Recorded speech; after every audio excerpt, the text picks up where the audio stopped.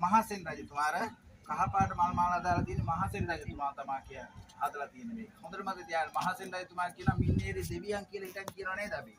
ඔය දැන් ඕගොල්ලන් ඉතිහාසයට අහන ප්‍රශ්නයක් අපේ ශ්‍රී ලංකාවේ වැඩිම වහු සංඛ්‍යාව සහ චෛත්‍ය සංඛ්‍යාවක් කරලා තියෙන රජතුමා කවුද කියලා. කවුද පුතේ? මහසෙන් රජතුමා කියලා කියන්නේ. හරි?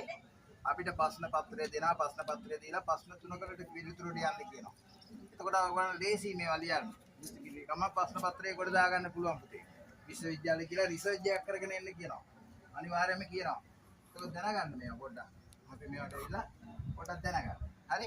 හොඳයි. කවුද මේක ආදර තියෙන රජතුමා? මහසෙන් රජතුමා ආදර මේක අඩි 400ට කීයද? කවුද තරපේ සායක පත්‍රපේ? රුවන්වැලි මහසෑය නේද? රුවන්වැලි මහසෑය උස කීයද? 338යි. හොඳට මතක තියාගන්න.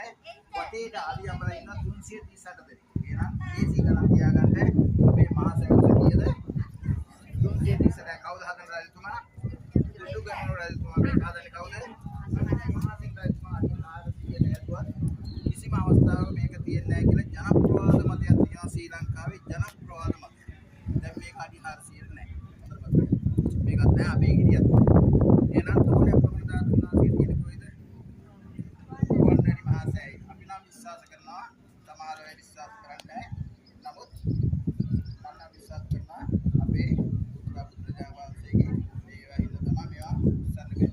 හරි. හොඳයි. මේක මහසෙන් රජතුමා හදවුවට පස්සේ අවුරුදු 600ක් ජනශූන්‍ය වෙනවා. මොකද මේ ජනශූන්‍ය කියන්නේ? කිසිම ජනාවාසයක් නෑ අවුරුදු 600ක්. චිත්‍රේ ඔළුවේ මවා ගන්නකො. අපි ජීවත් වෙන අවුරුදු 100ක් කියලා හිතන්න. එතකොට අවුරුදු 600ක් චිත්‍රේ මවා ගන්න කොහොමද තියෙන්නේ නැත්තේ නේද? සාල කස්කල් කියලා තියෙනවා මේක. හරි? පොඩ්ඩක් ඇවිල්ලා ඇවිල්ලා ඉන්නවලු පොලිසියෙන් ඉස්සර එනකොට මේක. හොයා ගන්න අමාරුයි. හරි? ජනශූන්‍යකට පස්සේ ඒක රජුව නැවත දේශාන්ත කරන එක තමයි අන්තිමට මේක දේශාන්ත කරනවා මහා පරාක්‍රම බව රජතුමා බලනවා. මහා පරාක්‍රම බව රජතුමා අපේ රුවන්වැලි සෑය වගේම හුණු පිළියම් කරනවා. ඔයගොල්ලෝ බලන්න පුළුවන්. තත්ත්වයක් තියනවා නේද? ඔයගොල්ලෝ ඇස් දෙකක් පින් කරලා ඇති. ඒ තත්ත්වවත් ටික කාලයක් යනකොට දැන් විනාශ වෙලා යනවා. එහෙනම් මහා පරාක්‍රම බව රජතුමා හුණු පිළියම් කරනවා. ඔයගොල්ලන්ට බලා ගන්න පුළුවන්. දැන් ඔයගොල්ලන්ට ප්‍රශ්නයක්. ඇයි අපේ මහා සෑය වගේම මේකේ හුණු පිළියම් කරන්නේ නැති කියලා නේද? මට කියන්න බෑ ඇයි පිළියම් කරන්නේ නැති පුතේ? ඉස්කෝලේ අහනවා මේවා. විභාගෙට අහනවා. ඇයි? මේවා ලෝක උරුමයක්. අන්න හොඳට මතක තියාගන්න. ලෝක උරුමයක්. මේවා අපේ කිසි සීග්‍රී කියන්නේ ලෝක උරුම. ලෝක උරුම වලට අපිට අත ගන්න බෑ. රජයට අත ගන්න බෑ. හොඳට මතක තියාගන්න. මෙයා පාලනය කරන්නේ යුනිස්කෝමයි. එන පුරාවිද්‍යාවකින් තමයි මෙයා කරන්නේ.